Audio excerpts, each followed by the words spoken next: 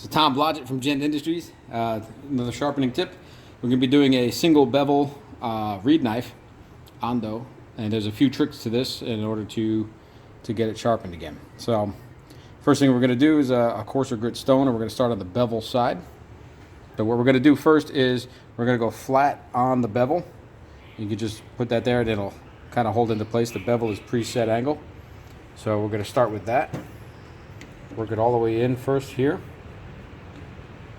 Now the trick is not just to follow the bevel like blindly.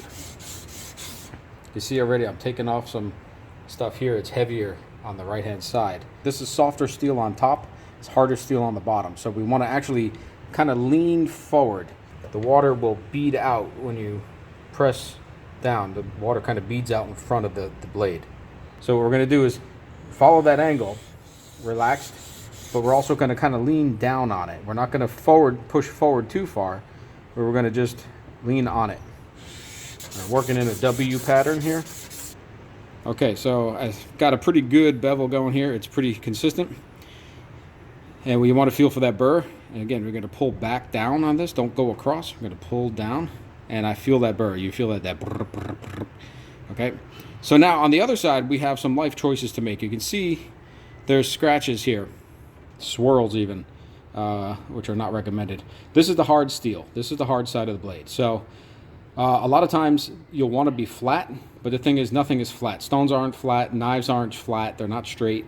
So there's life decisions to make. Sometimes this is flat here, or it's hollow ground slightly. In this case, it's a flat grind. So if you look at the profile here down the edge, it's actually flat. It's not hollowed out.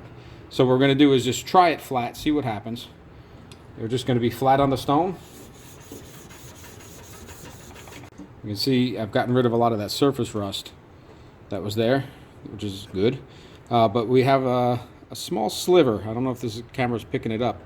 There's a sliver if you turn the blade just right. There's a very little sliver right at the top here. So you want to make sure that there isn't one. If there is, then you have to make a choice as to needing to actually turn the angle up, because you essentially have a double bevel at this point.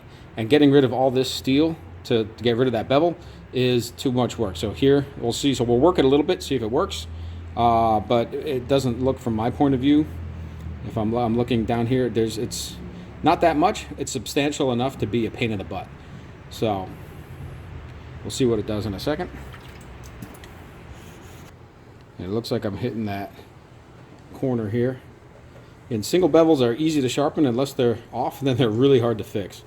And we'll feel for our burr, which we have. So in this case, I don't need to add another angle here. The life choice is flat still. I'm going to do just a little bit more to make sure it's good, and we'll flip it over again.